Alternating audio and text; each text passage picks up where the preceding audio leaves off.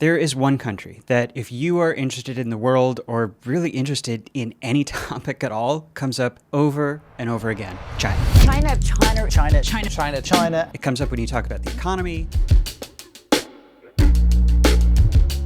about science and technology, about war and peace, about the future of the human race.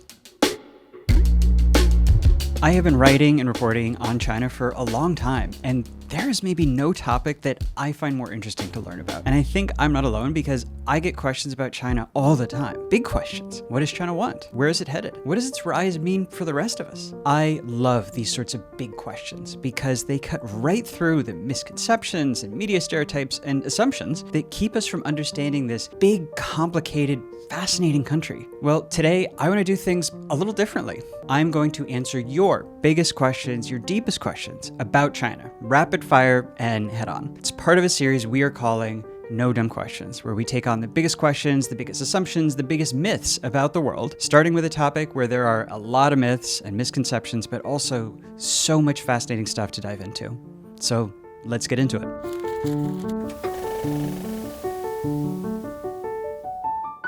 Okay, so yes, we've got our old pal, our trusty corkboard up here, and I'm going to use it as a kind of table of contents. Each of these is a question that we are going to answer over the course of this video, and this is going to help us keep track of where we are, what we've answered so far, and what's coming up. And just to give you a preview of these questions, we are going to talk about what China wants as a great power, a day in the life of each of China's economic classes, like their middle class, the working class, something I'm calling this Siberia question. That's kind of a fun one. We'll get to what that is in a second.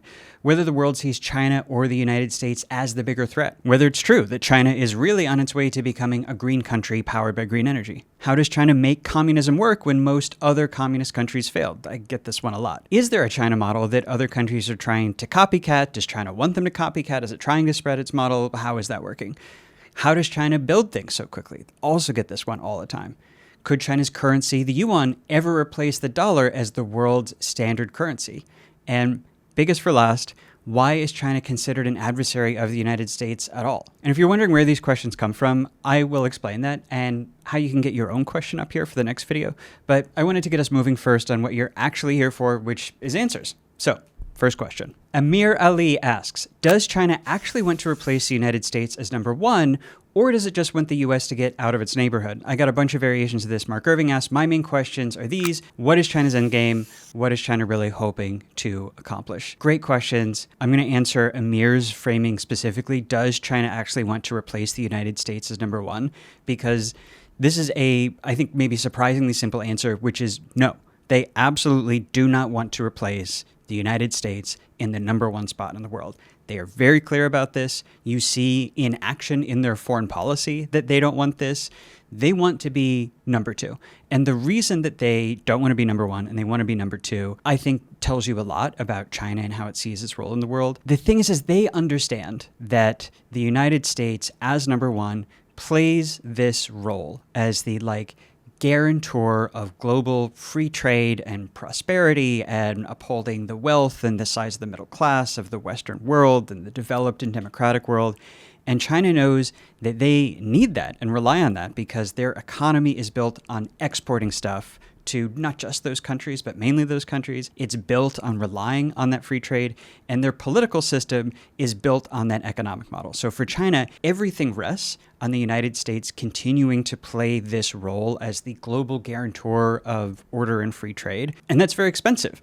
Why would China want to do that when the United States is already playing this enormously valuable role for them for free?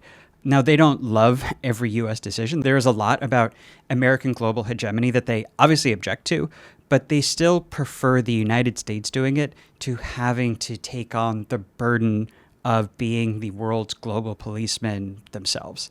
Now, they do want, and the questions I think got to this well, they do absolutely want the United States out of their neighborhood. They don't want to be the number one globally, but they want to be number one in their immediate neighborhood. And it's also because they eventually want to, and they're, again, very clear about this, invade and, depending on your perspective, either conquer or reconquer Taiwan. And they can't do that as long as the United States is number one, not just globally, so in Southeast Asia. So China's endgame is to stay number two. but to be in charge and the big boss in their kind of immediate neighborhood? Great question. We could obviously spend a lot of time on this. I'm giving kind of quick surface level answers because I want to be able to answer all these questions because there's so many great questions. So we're going to mark that first question answered. Okay, moving on to number 2. Emerson Delius. My viewers have the best names. Emerson Delius asks, how does a day in the life of each economic class compare in China to the USA? I am obsessed with this question. This is such a great question. Emerson goes on, living conditions, education, social life, and overall wealth. How proportional are the economic classes in each country? All of this will reveal which country's way of doing things is truly better in a very summarized and dumbed down way. Emerson, amazing question. This is such a great way to try to understand China by looking at it relative to a country that, whether you live in the United States or not, you know a lot about. I would push back on your premise very slightly that this will reveal which system or which country's way of doing things is better. China and the United States started in very, very different places, literally whenever you start the clock, 20 years ago, 50 years ago, 300 years ago. So the fact that, China has come up in a lot of ways since then, but may still be behind the United States in certain ways that we will get into here, doesn't mean the Chinese system is worse. It just means they have different start points. So just think of this as a snapshot in time that tells us what life is like in China now, not necessarily which system is better. Let's start with the middle class because that is by far the most similar between China and any Western or developed democratic country. And just to give you a sense for what middle class means, if you do an email job, you are middle class. If you went to college, you are middle class. There's lots of different ways to define middle class. Just go with that as a shorthand. I think you would be shocked at how similar life looks for middle class people in China as it does in the United States, Europe, Japan, Korea, whatever. If you go back to the video we did a couple of months ago on China's demographic crisis, we watched some Chinese soap operas. I thought it was really fun. I really love watching them. They're on Netflix. If you look at those soap operas, which are of like regular middle class lives in China, those look like my life. Like those look almost identical to like the things that I care about, what I do with my week. People with email jobs, they go to the luxury gym, they follow food trends, they go out with their friends on weekend, they worry about their career, taking care of their parents. It's just the values, the concerns, and the level of wealth and prosperity are very, very similar. China's middle class is not as large proportionally as it is in, say, the United States. It's relatively quite new. It barely existed even 40 or 50 years ago, but it's very, very rapidly growing as a share of China's population, and it's getting much, much more important to the country's economy, to its political system. If you travel to China, which I highly recommend, going to China is awesome. If you go to any of the big, like quote unquote, tier 1 cities, these are the cities that you have heard of, Beijing, Shanghai, that's what you will see. You will see middle class life. You'll see people going out to like cool, hip ramen shops, and you'll be like, oh, this looks very familiar. So that's the middle class. The next most similar is, I think, the rich. The rich in China are similar to the rich in the United States in the fact that they are ultra wealthy. There's a huge gap between the rich and everybody else in China, just like in the United States, in the sense that they are very powerful and very involved in politics and trying to pull political strings in order to protect and grow their wealth. The similarities between the rich in China and the United States are actually growing all the time, not because China's rich or getting more American, but because America's rich or getting more Chinese. If you look at like Jeff Bezos buddying up to Trump and firing people from the Washington Post to try to appease Trump, that's very Chinese. That level of involvement between the ultra wealthy and Chinese. Another way that they're similar is they're weird. America's billionaires are weird guys, right? Mostly guys. And the same is true in China. They're also similar that they're very like Davos-y and very international. Like, again, you would kind of recognize this like lifestyle and cultural milieu that they come from. So okay, now let's get into where it's really different. And I think not the biggest difference, but really close, is the working class. The working class, the life for the working class, concerns for the working class in China are very, very different from those in the United States. Life is really tough if you are working class in China. It's very precarious. It's much more kind of like the old China. These jobs are very industrial. Workers in China, despite what you might think, given its let's say, flag and political system, have very few rights and protections. Genuine labor unions are illegal in China. They technically have labor unions, but they're controlled by the state and used as a tool to suppress workers. There's very little social safety net in China for members of the working class. It's actually like very American that way, and maybe even more so. You know what? If you want to know what life is like for the working class in China, do not take it from me. Watch a fantastic Chinese movie made by a Chinese filmmaker named Jia Zhangke called A Touch of Sin. You've probably heard of this movie. You've maybe seen it around. It's fantastic. It's really good. It's a series of vignettes that are kind of reflective of modern life in China. And a lot of them are from the perspective of working class Chinese people and the kind of like hardships and struggles they face. But it's also just like really crackling and entertaining. It's an amazing movie. I just love this filmmaker. And the reason I would say watch this movie instead of listening to me is it's a movie made by a Chinese filmmaker who's very in touch with like the concerns of real everyday Chinese people, really celebrated in China. It's made by a Chinese crew. So it's real Chinese perspective by actual Chinese people instead of a Westerner describing it, which I understand maybe you're skeptical of. So the only remaining class and the one that is most different from life in the United States or a lot of other countries is China's rural poor. China still has a very large population of people who live in rural poverty. And by poverty, there's different standards for it, but generally means under $10 a day. So, when we say poverty, we really mean it. And this looks like what you would imagine. It's not modern housing. Typically, running water might be an issue. Basic amenities are an issue. And again, I'm not bringing this up to like knock China, because one of China's greatest successes, and maybe one of the greatest successes in like human history, is how much of the rural poor China has lifted out of poverty into the working class and even the middle class in one generation, which is amazing. I mean, we're talking hundreds of millions of people who were lifted out of rural poor villages into skyscrapers, which is awesome. China is very proud of this accomplishment, and they should be. There is still a very meaningful population of rural poverty in China. I have seen it. I've been there. It's tough, but they're working on it, I guess. So, okay. Amazing question. My favorite question I've maybe ever gotten. Marking it answered, and thank you, Emerson. Okay. Number 3, the Siberia question. I'm excited for this one. Michael B. Johnson asks, is a more expansionist approach likely in China's relationship with Siberian Russia as Moscow struggles with NATO? So the reason I love this question, and I laughed when I saw it, is because if you go to Russia, spend any time in Russia, every time I've reported in Russia, this question comes up constantly. People in Russia, in my experience, are obsessed with this belief that it's not just a possibility, but an agreed upon fact of life that sooner or later China is going to invade Russia to conquer and annex Siberia because it's very rich in resources, and China will take all those resources from Russia. And I will get to why that question makes me laugh, because I understand, I'm not laughing at you, Michael. I understand as an outsider, like maybe you look at that and it's a reasonable place to get to. I was reporting in Russia once, and I was talking to this guy who was a judge. He was kind of famous as the last independent judge in Russia. Very smart guy. He's a lawyer. He's very educated, very international, having this like very interesting, like high level conversation about the legal system in Russia. And in the middle of this conversation, he is talking about like, yeah, all of these problems are really tough. They're really going to be a challenge for Russia. And it's going to get so much harder when China annexes Siberia. And I was like, what? Where did that come from? What are you talking about? But just goes to show that like how widespread this belief is, which is partly just people are very conspiratorial in Russia because that's what happens when you live under an authoritarian system like that. So the reason that if you talk to, say, a China expert, they will always laugh at this question, and not at you, but just like laugh at the idea of this question. It just wouldn't make sense for China to fight a war to take Siberia to get its resources, because they already get all of those resources through trade. So it's kind of like that. Why would you buy the cow if you get the milk for free? But it's like, why would you fight a war with the cow if you get the milk for free? And also the cow has nuclear weapons.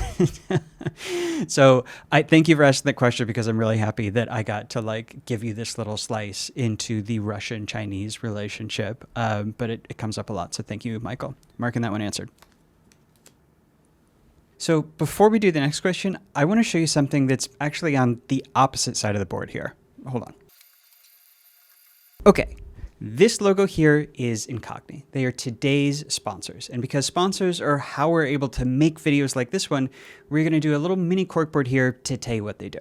So all the way on the left, that right there is your personal data, your data.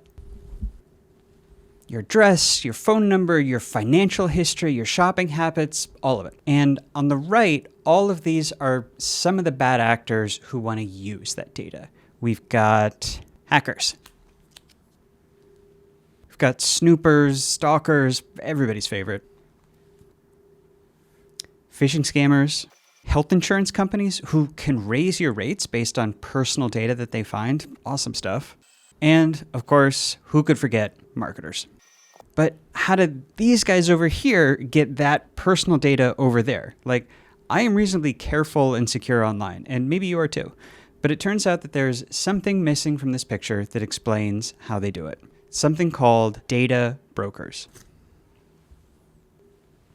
And what is that? These are web databases that compile huge amounts of your personal data, often legally. So they get your data, and then everybody else gets your data from the data brokers. And this equation, this is where Incogni comes in, by cutting off all those data brokers from your data.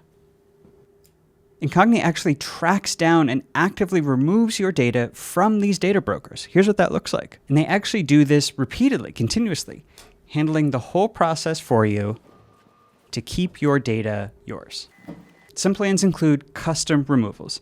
You see your data online somewhere, you send Incogni the link, and they will handle the rest. So go to incogni.com/maxfisher or follow the link in the description for 60% off a 1-year plan, which comes with a 30-day money-back guarantee. That's incogni.com/maxfisher. Now let's flip this around and get back to the questions.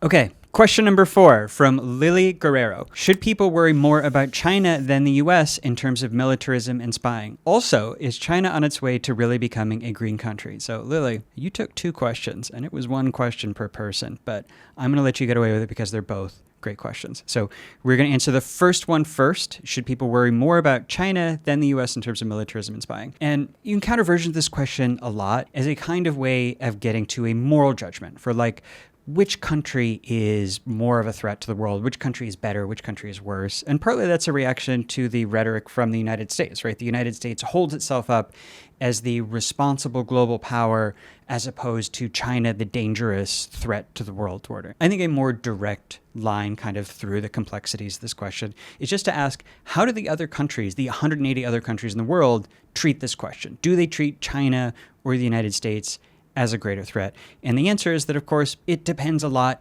on the country. I will say that countries on China's periphery that border China treat it as far and away the bigger threat. They treat China as not a threat in the way that the United States is a threat for like launching the Iraq war. Obviously, China is not doing Iraq-style wars, although they have been very clear they want to do one in Taiwan. But it's more of a threat of spying, like you said, bullying in their foreign policy, sending the Chinese Navy into these countries' waters to chase off fishing ships to try to claim international waters as their own. And these countries treat the United States as a protector against China. That does not mean that they have looked at the global ledger of these 2 countries' behavior and determined that the United States is more moral and more on the side of the angels than China is. It's just a strategic question. And if you tick through the world, you kind of see similar, what is in my interest strategic calculus. If you go to Europe, they treat the United States as a protector on net, but more against Russia than against China. So they're kind of hedging and they want to be friendly with both. In the Middle East, it really depends country to country. All of which is to say that I think if you on net look at the behavior of the countries in the world, the answer is it really depends on that country's circumstances, that country's relationships. Great powers do bad things. They also will sometimes be really helpful to smaller countries. It's not because they are so virtuous and kind, but because every country acts in its interests as it perceives them. Chinese foreign policy tends to be very bullying in its neighborhood and more about economic relationships outside of that. Make of that what you will in terms of which country is a more responsible steward of the global order. Great question. Marking it answered. Okay, Lily's other question that she snuck in, is China on its way to really becoming a green country? This one comes up all the time because we hear so much about China's wind farms, its green tech, its electric vehicles, and the answer is like sort of, but not in the way that you have probably been led to believe. It is true that China is, in like absolute terms, absolutely the world leader in producing green energy and green tech. But the thing is that China is also rapidly expanding and increasing its use and burning of fossil fuels, of things that contribute to putting carbon dioxide in the atmosphere. And how can it be both things at once? How can it be both becoming greener while also becoming more and more of a polluter and a contributor of carbon? The way to square the circle and understand this is to understand that China's development of green energy and green tech like electric cars is not primarily because they care about climate change. It's because they care about energy security. They have been doing everything they can, including green tech like solar panels and including burning lots more coal to rely less on oil and gas that comes from outside of China. And that's because they want to be shielded from if the United States ever tried to cut off their access to oil in the case of, let's say, a war over Taiwan, if they ever had there's some sort of economic shock that's outside of their control, like what happened with Iran, they want to be shielded from it. So that's how you can see them both getting greener and less green at the same time. Okay, great question. Thank you. Okay, before we go to the next question, I said to explain where these come from, so let's do that now. These are all from members of a club that I run with a few other creators called New Press. New Press is where smart, curious people get a deeper version of what we do across our channels. In-depth interviews, conversations between creators, and the ability to connect directly with other members. And we occasionally invite those members to challenge me with their biggest, broadest questions on a given topic, like we are doing with this video on China. And you can see from these questions just how smart and curious that community is. They're a lot of fun to chat with. So if you want to hit me with your big questions for the next video in this series, and I'm not sure what that'll be on, maybe it'll be on the US election, maybe Ukraine and Russia, maybe Israel and Palestine, I don't know, maybe Kazakhstan. Kazakhstan is a fascinating topic. I would love to do questions about it. Consider signing up for New Press. Right now, it's $60 a year to become a founding member. Check it out at newpress.com/questions. The link is in the description. Okay, now let's get back to these great questions. Let's go on to question number 6. Nathan Fretz asks, I am genuinely curious about the organization of their government system. How have they made communist, socialist ideologies work when the rest of the world has failed? I got a bunch of variations of this question, like I do a lot, honestly. Bella asks, just to remind, it is no stupid question, so please excuse my ignorance on the subject. Bella, you never have to apologize for asking a question here, because there are, that's right, no dumb questions. Bella goes on, I've heard China referred to as socialist, communist, and capitalist. But which ideology are they actually following or most aligned with? Great questions, guys. So I think what all of these are asking is China really communist? Or are they actually capitalist because they claim to be one, but it kind of seems like the other, and it's all very confusing. And I think the honest answer is that neither of these terms is the best way to describe China's system. And there is another word that I think is a much better way to describe their system. I will come back to it, but first let's tack on, like, to what degree are they communist or capitalist, and what does that even mean? And I will just say up front that, like, China has always said that they are breaking with communism as it has kind of always been defined and described outside of China. They've always said that they are doing communism with Chinese characteristics. That is their phrase for it. Actually, just to super quickly define communism, its main two features, I would say, to super oversimplify, are one, a centrally planned economy. So that means everything from production, how much is produced, who works on what, all of which is meant to build towards a end state of total equality. And the second piece of it is something called Leninism, named after, of course, Lenin, the founder of the Soviet Union. What Leninism means is a super strong party a communist party that controls every aspect of life in the country that is meant to bring about this gradual revolution to total communist equality. China does not really have the centrally planned economy. Like, they have pieces of it. They started with it a lot. What they really have now from communism is Leninism, is state party, the Communist Party that has total control over the state. They have the final say and everything. There are pieces of centrally planned economy, but what there's a lot more of is capitalism. And I think we all know about this. They're very about trade, private enterprise, startups, companies competing in the free market, people getting richer or poorer. Deng Xiaoping, who is the second leader of China after Mao, he took over in 1978, actually arguably China's most important leader of the last 100 years. You could actually make the case he's one of the maybe 3 most important world leaders at all of the last 100 years. Absolutely fascinating guy. Deng Xiaoping has this quote about, like, are we capitalist, are we communist, where he said, it doesn't matter if the cat is black or white as long as it catches mice. And what that means is, like, who cares if we call it capitalist or communist, as long as the system works at doing what we want it to do. And he's like, that has really carried the way for China ever since. And the kind of official line is that, like, yes, we still want to get to this communist end state of total economic equality, but we think that's hundreds of years away. Many generations is the phrase that they used. So that gets to, okay, is it communist? Is it capitalist? Which better describes China? And I said there's actually a third thing that better describes it, and that is a party-based political system. What do I mean with that? Think of it in contrast with a country like Russia, where there's one person, Vladimir Putin, who sits at the top and is the final authority. Like, he kind of is the state. The way it works as China is, instead of one person as the state, it is super bureaucratic. It's a huge party apparatus that is like a state within the state. And actually, part of it being party-based and part of it being super bureaucratic in these huge institutions is the provincial governments, which are run by these, like, other party committees, have a ton of power and autonomy. This is what they mean when they say Chinese characteristics. Excellent question. Okay, question number 7. Shamsuddin Ismail V asks, will the emergence of China as a world superpower set the blueprint for modern communism? Will more countries, seeing the success of this communist nation, be motivated to turn communist, and will China give them that support against the U.S. as the USSR did during the Cold War? And this, again, it's a great question, because if you know anything about the Cold War, of course you would expect that, is China going to do the same thing that the Soviet Union tried to do, which is export its system all around the world, only deal with countries that are ideologically aligned with it? And I'm so glad you asked this question, because the answer could not be a clearer no.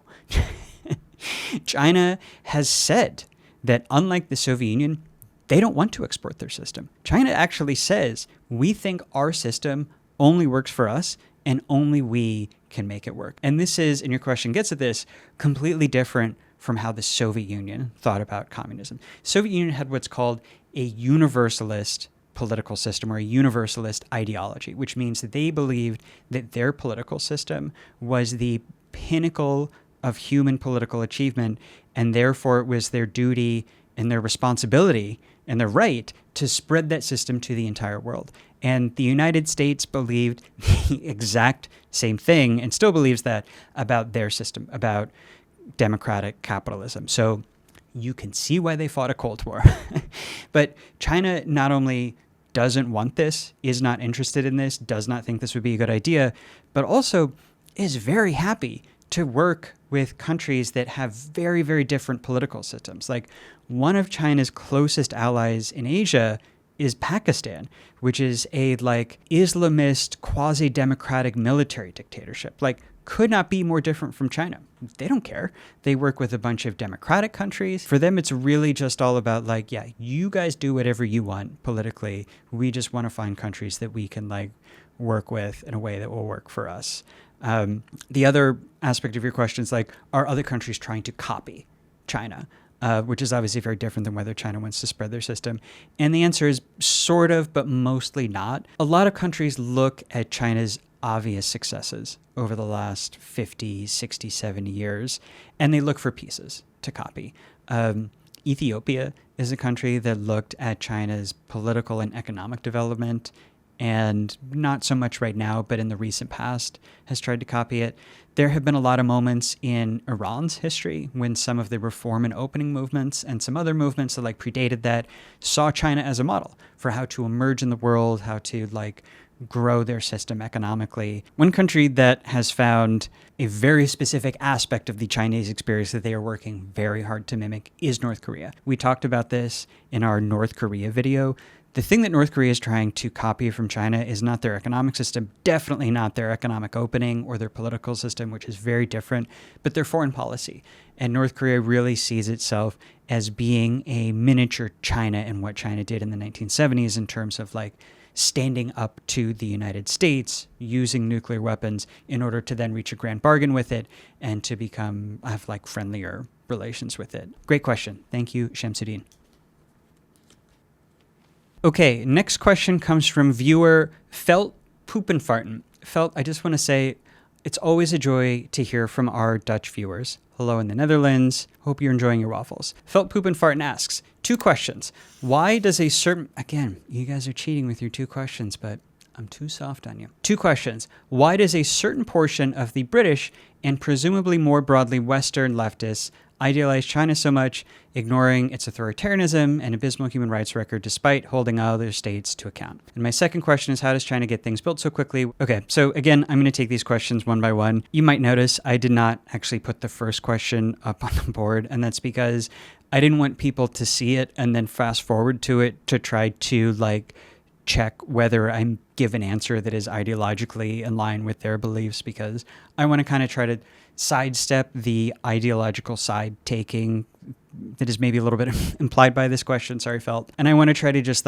answer it diagnostically, 10,000 foot view. So I think what this question is asking is, why is it that some people who maybe identify as leftists, maybe identify as something else, doesn't matter.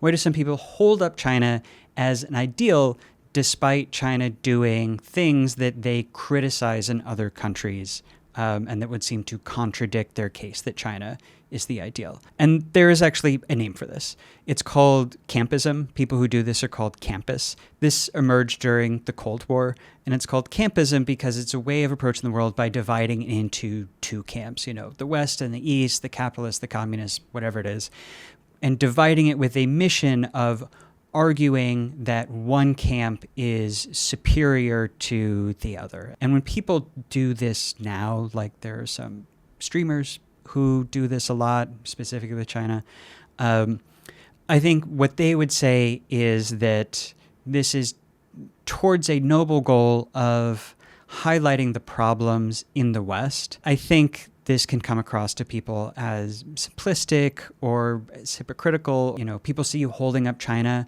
as this obviously superior ideal, including on human rights grounds, and you go, but wait, China does so many incredibly severe human rights abuses that you criticize when Western countries are doing it. So it seems like you're not actually motivated by caring about human rights or whatever. It seems like you're motivated by wanting to win this made-up team sport of arguing which side is better. Some people also like it because they feel that the West is false in its asserted superiority, and it's a way to knock that down a peg, or it's a way to reveal the hypocrisy of the West. I don't engage in it personally because I do think that it can come across as a little overly simplistic, and also because I don't see my mission as making an ideological argument for which side is better. I see my mission as finding the world fascinating, loving learning about it, and wanting to help you all learn about it. And I think that means acknowledging good and bad all over the place. Countries are complicated. I don't know that we are helping anybody by hiding or downplaying some of them in order to win an argument on the internet. But if some people want to win that argument, God bless. Good for you. Okay, but wait, it's not on the board, so we're not marking an answer. Okay. On to Felt's next question. My next question is, how does China get things built so quickly? That one is on the board. You can see the little dam over there. People ask this all the time, very curious about it. People see China building these wind farms and solar panel farms and high-speed trains. And I think what's behind this question is looking at that and asking, why can't we have that? And there are a couple answers to this question. One is that China just has incredible internal infrastructure, everything from manufacturing to transportation, because that was what they built their economy around. They built their economy around manufacturing and exporting complicated physical products, mechanical products, machines, cars, parts, and that coincidentally is really, really helpful if you want to build trains internally, if you want to build dams internally, if you want to build solar panels. You're kind of already set up for it in a way that other countries that have different economies, like, say, the United States or any other country, are not. Another, and this gets to China's political system, is total central government control. Central government wants to build a solar panel farm, they do it. It's done. Nobody's going to talk back to them about it, or they could talk back, but it's not going to make any difference. And it's an important thing that I would highlight about this. You only ever hear about them doing this for the solar panel farms and the high-speed trains because those are the things that get highlighted in the viral Instagram, I went to China and it blew my mind. But the thing is, the thing you don't see on those videos is that for every high-speed train or solar panel farm that the Chinese government puts in with no accountability and no dissent, they are also putting in 10 chemical factories or 10 coal plants. And because there's no accountability, they're very often built with very low or insufficient health or environmental standards, which is a huge issue in China. There are constantly protests in China about this. It is a huge deal that if you are within China, you are like hyper aware of, but doesn't make it outside of China as much. I think it's important to hold that China is both of those things at once. I'm not saying that to invalidate the incredible things that they do, but I'm saying that like, this is a system like any system where these strengths also come with some meaningful downsides. And a great example of this is something called the Three Gorges Dam. That's what's on the little sticker, which is this huge dam complex. It's an incredible engineering achievement. Like, China is one of the only countries in the world that could have done this. But when they put this in, because they're China, they went to a lot of these villages and towns that were going to be sunk underwater. They went to all these towns and they just said, you know what? You don't live here anymore because we need this dam more than we need your town, so it's time for you to move. That was a huge deal. There's another great movie by that Chinese director I mentioned, Jia Zhangke, called Ash is Purest White. An amazing movie. It follows this Chinese couple over like 20, 25 years and over the course of China's transformation. And it's not taking a like political position on it, whether it's good or bad. It's just showing what it was like. And there's a great sequence in it late in the movie where the main character actually sails in a boat up the lake created by the Three Gorges Dam and kind of like reflects on how the country is changing and the nature of that change. And it's a great movie to get a sense of like what it means to live in that kind of system. Marking this question answered. Okay, question number 9. We are speeding through. From Karsten Pernada, who asks, could the yuan, which is China's currency, there he is, there's our boy, could the yuan actually exchange the US dollar in market currency? Is there a possibility? What would happen if it happens? Okay, just to explain what Karsten is referring to here, the US dollar is the global standard currency of exchange. And what that means is that it's the currency that every country keeps in a ton of reserves. It's the currency that every country uses for a ton of international trade. A lot of goods and products that are traded internationally, like oil, are traded in the US dollar. And this gives the United States a ton of power because the fact that every country in the world relies on their currency in order to engage in the global economy means that the US has all of these levers to pull to use that currency against countries that they want to pressure or coerce or don't like or want to punish.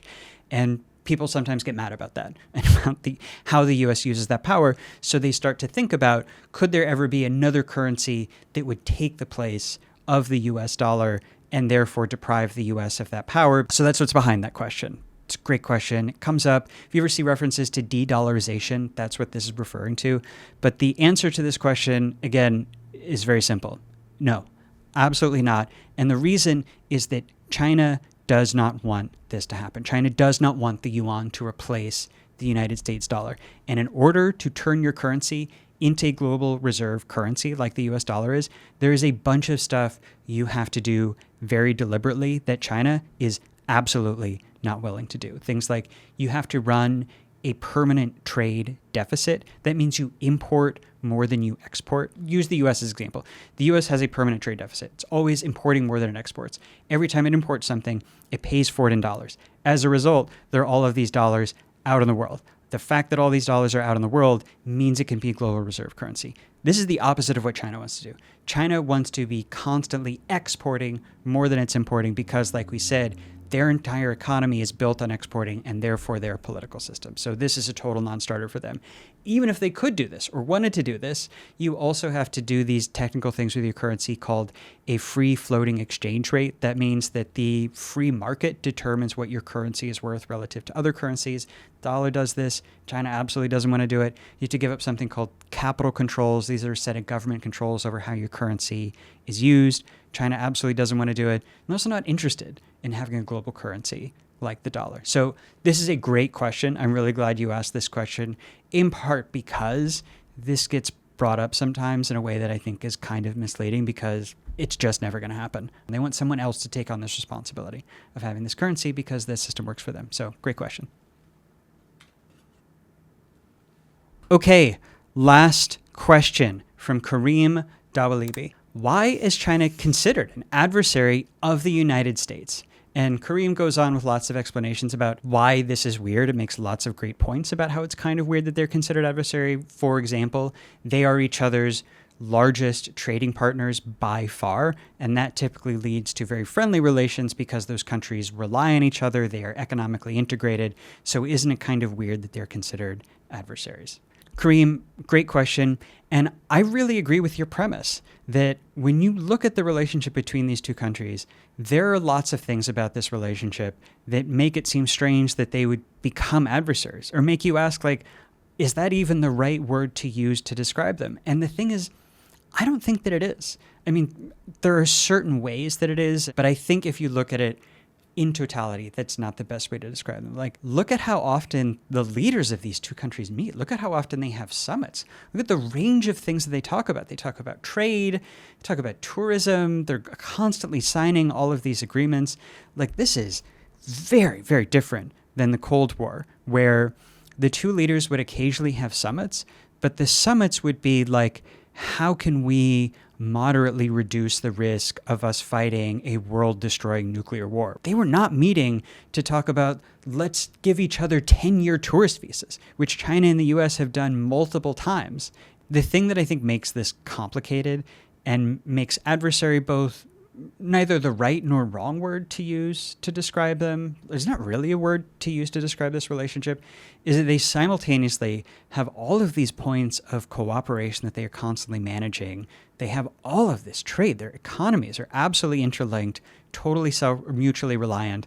But at the same time, they know that they have these points of real conflict. You know, China's nuclear program is not exclusively about deterring nuclear war with the United States, but that's like one of the main reasons that it exists. Like, they are both constantly gaming out the possibilities of war between them. So it's a relationship with a lot of contradictions. So it's fascinating to me to watch the way that they will silo out the ways that they are competitors and rivals and adversaries from the ways that they are partners and like joint stewards of the global order, and definitely not allies. But I don't know, there are ways that the US and China, narrow ways that they are closer than the US is closer than a lot of its actual allies. And they know they need each other. I think bottom line, they know that even more important to them than any mutual threat is the mutual need that they have from one another. So it is a fascinating, complicated relationship that I endlessly love following because I think it's so interesting and it's so important for everything that happens in our world. So great question. Thank you. Okay, we did it. 10 questions. We got through a lot. I feel like we kind of have a podcast together. Like, you and I are like co-hosts in this podcast. So this has been a ton of fun for me. Let me know in the comments what you think. If you like this format, what you liked about it, if you'd like to see more like it. And if so, what topics you want us to do. Could be the Iran war, US elections, could be Kazakhstan. Really want to try to get you guys interested in Kazakhstan. But whatever it is, I really enjoyed this. So hopefully we'll get to do this together again soon. Thanks, guys.